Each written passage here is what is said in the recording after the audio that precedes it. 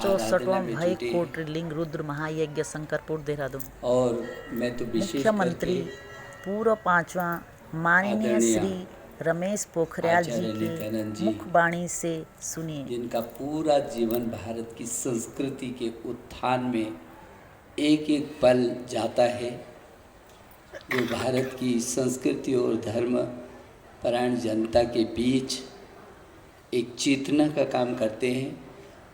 उनके चरणों में प्रणाम करने के लिए आया हूँ, उनको शुभकामना देने के लिए आया हूँ कि आप का जो संकल्प है और आपने जो धर्मार्थ सेवा चैरिटेबल ट्रस्ट के तत्वावधान में आप ये अभियान लिए हुए हैं, ये सामाजिक क्षेत्र की चेतना और धार्मिक महत्व का ये अभियान है। और जो ऐसे कि बताया अभी हमारे इस ट्रस्ट के बहुत महत्वपूर्ण व्यक्ति और हमारे बहुत याबीन मित्र चौहान जी अभी चर्चा कर रहे थे कि यहाँ पर जितने भी 1 करोड़ इन शिवलिंगों का एक महाकाल के रूप में हमारे सामने है। तो जो कालों के भी काल हैं वो महाकाल हैं, और जब भी काल का मुकाबला करते हैं तो हम शंकर को ही याद करते हैं, तो काल भी डर करके भाग जाते हैं। ऐसे महाकाल की छत्र छाया में हम बैठे हुए। हमारे तमाम आचार्यगण यहाँ पर हैं, मैं उनके चरणों में भी अपना प्रणाम करता हूँ, क्योंकि आप सब देवभूमि के वो देवपुत्र हैं जिनसे पूरी दुनिया को बहुत आशाएं हैं।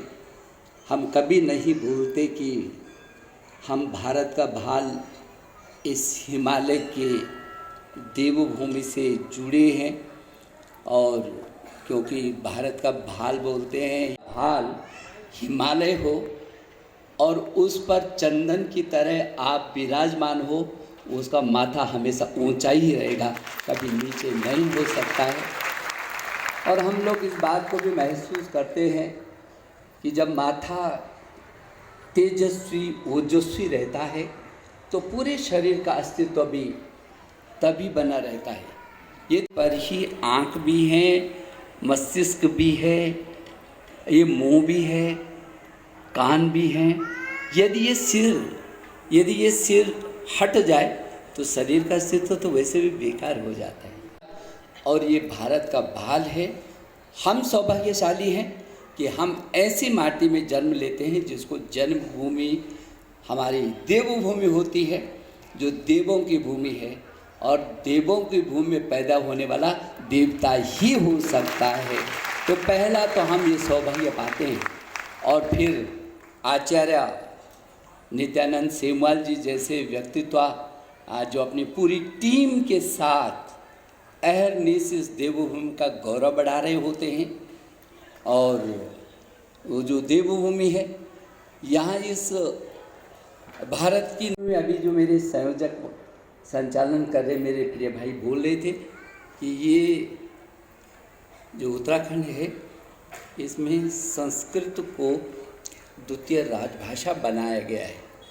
संस्कृत का जन्मदाता भी मेरा उत्तराखंड है, और संस्कृत यही उत्तराखंड, इसी में वेदों का जन्म हुआ, पुराणों का जन्म हुआ, उपनिषदों का जन्म हुआ।